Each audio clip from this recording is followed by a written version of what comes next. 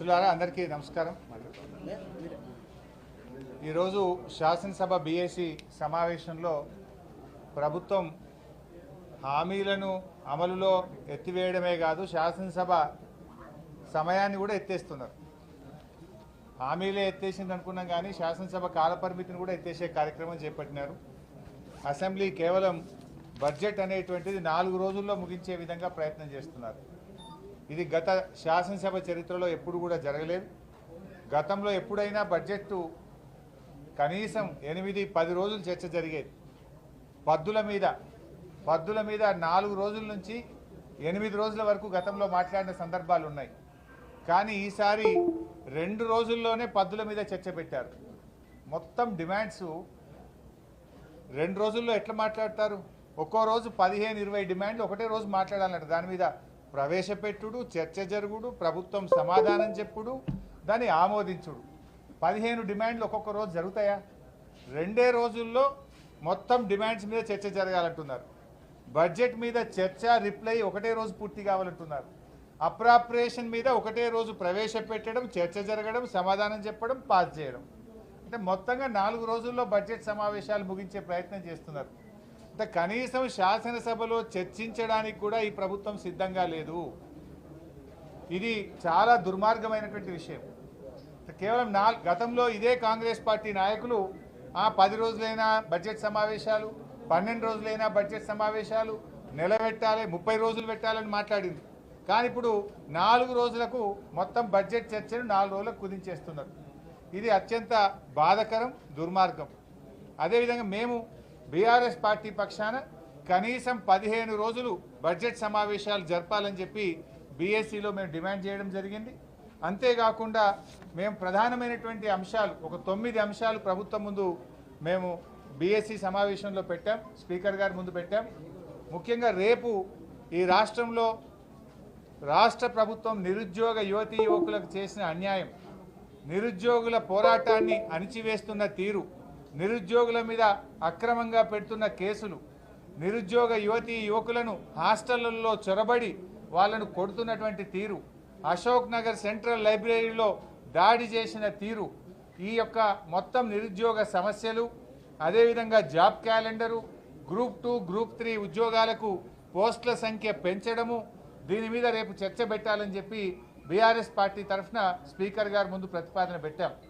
రేపు నిరుద్యోగుల ఎజెండాను తప్పకుండా చేపట్టాలని, దీన్ని మీద చర్చ జరపాలని.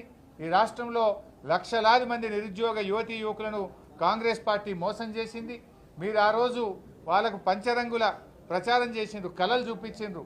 జాబ్ క్యాలెండర్ ఇస్తామని, 2 లక్షల ఉద్యోగాలు ఇస్తామని ఫుల్ పేజ్ అడ్వర్టైజ్మెంట్లు ఇచ్చి ఇవాళ వాళ్ళను రోడ్ల మీదకి తెచ్చినారు.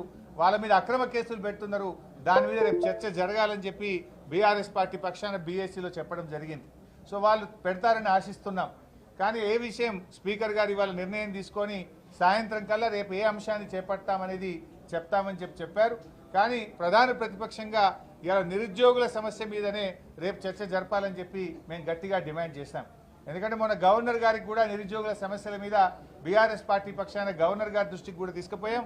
శాసనసభలో ఇది ప్రాధాన్యత కలిగిన అంశం కనుక, లక్షలాది మంది యువతీ యువకుల సమస్య కనుక దీని మీద రేపు చర్చ జరపాలని చెప్పి మేము గట్టిగా పట్టుబట్టాం. ఇవి కాకుండా మరో 8 సమస్యలు కూడా ప్రభుత్వం ముందు పెట్టాం. ఒకటి, రాష్ట్రంలో శాంతి భద్రతల నిర్వహణలో వైఫల్యం. ఈ ప్రభుత్వం వచ్చినాక రోజు మర్డర్లు జరుగుతూ ఉన్నాయి, రేపులు జరుగుతూ ఉన్నాయి, చైన్ స్నాచింగ్ పెరిగిపోయింది, మొత్తం లా అండ్ ఆర్డర్ కుప్ప అయిపోయింది. పోలీసింగ్ వ్యవస్థ మొత్తం కూడా 10 ఏళ్ళు ఎంత అద్భుతంగా ఉండనో ఈ గవర్నమెంట్ వచ్చిన తర్వాత శాంతి భద్రతల నిర్వహణలో పూర్తిగా ఫెయిల్ అయిపోయింది. మొత్తం ఆధారాలతో సహా చర్చ పెట్టాలి. ఈ 6 నెలల కాలంలోనే ఎందుకు ఇంత జరిగింది, ఎక్కడ చూసినా ఇలా భయపడే పరిస్థితులు వచ్చినాయి. అందువల్ల దాని మీద చర్చ జరగాలని కూడా చెప్పాం. అదేవిధంగా చేనేత కార్మికుల ఆత్మహత్యలు, ప్రభుత్వం యొక్క నిర్లక్ష్య వైఖరి, చేనేత కార్మికుల విషయంలో చేనేత రంగాన్ని కాపాడడంలో ఈ ప్రభుత్వ నిర్లక్ష్య వైఖరి మీద చర్చ జరగాలని కూడా అడిగాం. అదేవిధంగా ఆ రోజు 6 గ్యారంటీలు 100 రోజుల్లో అమలు చేస్తామని బాండ్ పేపర్లు పంచారు. మొదటి శాసనసభలో చట్టబద్ధత తెస్తామని చెప్పారు. ఏమైంది మీ బాండ్ పేపరు, ఏమైంది మీ 6 గ్యారంటీలు? శాసనసభలో మీ చట్టబద్ధత ఏమైందో దాని మీద చర్చ పెట్టాలి, శాసనసభలో మాట్లాడదామని చెప్పి బీఆర్ఎస్ పార్టీ తరఫున ప్రతిపాదన పెట్టాం. అదేవిధంగా రైతు రుణమాఫీలో ఆంక్షలు పెట్టారు. ఇలా రైతులందరూ కూడా చాలా పరేషాన్ అవుతున్నారు. 1,00,000 లోపు రుణం ఉన్న ఇలా చాలా మందికి ఇలా రుణమాఫీ జరగలేదు. ఇవాళ ఉదయమే ఒకరు చెప్పారు, డిసెంబర్ 9వ తేదీ వరకే ఉంటుంది, 9 తారీఖు నుంచి ఇవాళ వరకు ఉన్న వడ్డీ మననే కట్టుకోమంటున్నారట. డిసెంబర్ 9 నుంచి ఇలా జూలై నెల నడుస్తూ ఉంది. ఈ 8 నెలల కాలానికి వడ్డీ మీరే కట్టుకోండి, వడ్డీ కడితేనే రుణమాఫీ అయింది అంటున్నారు. ఈ రోజు వరకు ఉన్న 2 లక్షల రుణం మాఫీ చేస్తారా, డిసెంబర్ 9కి చేస్తారా? మోసం చేసింది మీరు. మొదటి సంతకం పెట్టమన్నారు, డిసెంబర్ 9 నాడే రుణమాఫీ చేస్తామని ఇవాళ వడ్డీలు కట్టుకోమని బ్యాంకులో రైతుల ముక్కుబిండి వసూలు చేస్తున్నారు. రేషన్ కార్డులో పేరు లేదని రుణమాఫీ ఆగింది. ఇంట్లో ఒకరికి ఉద్యోగం ఉందని రుణమాఫీ ఆగింది.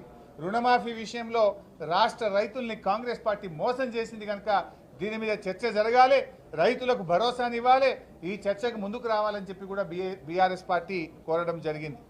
అదేవిధంగా అన్ని పంటలకు బోనస్ ఇస్తామన్నారు. ఇప్పుడు ఓన్లీ సన్న వడ్లకే అంటున్నారు, మిగతా పంటల గురించి మాట్లాడతలేరు.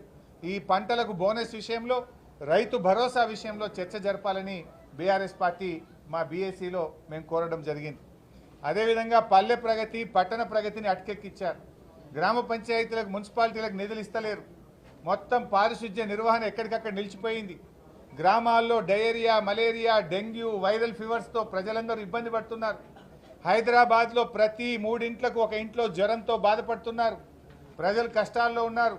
ఇవాళ మొత్తం ఈ ప్రభుత్వం స్థానిక సంస్థల్ని నిర్వీర్యం చేసింది. ₹1 విడుదల చేస్తలేరు కనుక ఈ స్థానిక సంస్థలకు ఇవ్వాల్సిన నిధుల మీద పూర్తి స్థాయి చర్చ జరగాలి. స్థానిక సంస్థలు, మున్సిపాలిటీలు, గ్రామ పంచాయతీల్లో ప్రజా ఆరోగ్యం దెబ్బతింటుంది. దాని మీద మాట్లాడడానికి కూడా మేము కోరడం జరిగింది. ఇదే కాకుండా ఫీజు రియంబర్స్మెంట్, కాలేజీ పిల్లలకి ఇచ్చే ఫీజు రియంబర్స్మెంట్ ఈ గవర్నమెంట్ వచ్చిన 8 నెలల్లో ₹1 ఇవ్వలే. ఇలా పిల్లలు రోడ్డు మీద పడతా ఉన్నారు. పిల్లలకు ఇలా సర్టిఫికెట్లు ఇస్తలేరు కాలేజీలోళ్ళు. 8 నెలల్లో ₹1 ఫీజు రియంబర్స్మెంట్ ఇవ్వకుండా మరి ఇలా విద్యార్థులను ఈ ప్రభుత్వం మోసం చేస్తూ ఉంది, ఇబ్బంది పెడతా ఉంది కనుక ఫీజు రియంబర్స్మెంట్ మీద కూడా డిస్కస్ చేయాలని చెప్పాం. ఇక 9వ అంశానికి వస్తే, మరి గత ప్రభుత్వం మంజూరు చేసిన పనులన్నీ అర్ధాంతరంగా ఆపేశారు. ఆ పనులను కొనసాగించాలి, పెండింగ్ బిల్లులు విడుదల చేయాలి. అసంపూర్తిగా ఉన్న మన ఊరు మన బడి పనులు కానీ వివిధ కార్యక్రమాలన్నీ కూడా మధ్యలో ఆపుతా ఉన్నారు. ప్రగతి అనేది ఒక కంటిన్యూయస్ ప్రాసెస్. వాటిని పూర్తి చేయాలి, పెండింగ్ బిల్లులు విడుదల చేయాలి, అసంపూర్తిగా ఉన్న పనులన్నింటినీ కూడా పూర్తి చేయడానికి ప్రభుత్వం చర్యలు తీసుకునే దాని మీద కూడా చర్చ పెట్టాలని చెప్పి కోరాం. ఈ 9 అంశాల మీద కూడా శాసనసభలో మరి బీఆర్ఎస్ పార్టీ తరఫున మేము ప్రతిపాదించాం. వీటన్నిటి మీద కూడా ప్రభుత్వం ముందుకు రావాలని శాసనసభ స్పీకర్ గారిని, ప్రభుత్వాన్ని కూడా మేము కోరడం జరిగింది. ఇకపోతే కేంద్ర ప్రభుత్వం ఇలా బడ్జెట్ ప్రవేశపెట్టారు.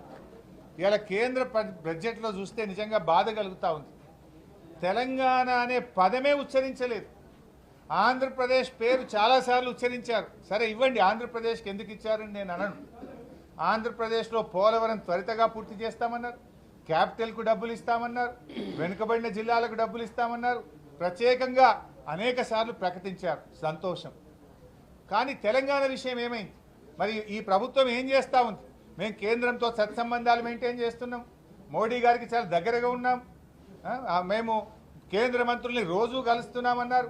కనీసం తెలంగాణ ప్రస్తావన కూడా లేదు. బీజేపీ, కాంగ్రెస్ ఇద్దరు కలిసి ఇవాళ తెలంగాణకు తీవ్రమైన అన్యాయం జరిగింది. తెలంగాణలో కూడా వెనుకబడిన జిల్లాలు ఉన్నాయి.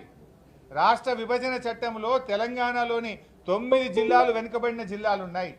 మరి ఈరోజు రాయలసీమ, మీరు కొంత ఆంధ్రాలో వెనుకబడిన జిల్లాల గురించి కేంద్ర బడ్జెట్లో మాట్లాడారు.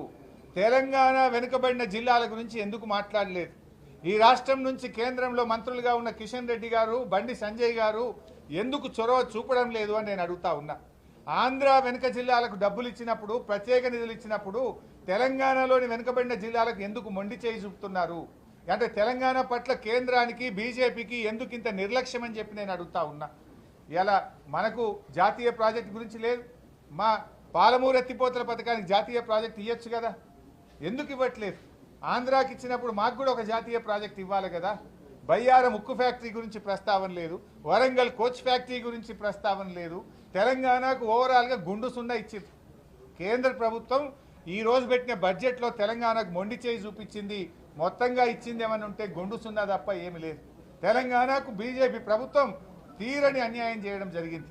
ఇది మరి తెలంగాణ నుంచి ఉన్న 8 మంది ఎంపీలు, ఇవాళ బీజేపీ ఎంపీలు దీని మీద కేంద్రం మీద ఒత్తిడి తేవాలి. ఈ రాష్ట్రం నుంచి కేంద్రంలో ఉన్న మంత్రులు తెలంగాణకు జరిగిన అన్యాయం మీద స్పందించి ఈ రాష్ట్రానికి నిధుల్లో వాటా తేవాలని చెప్పి బీఆర్ఎస్ పార్టీ డిమాండ్ చేస్తుంది.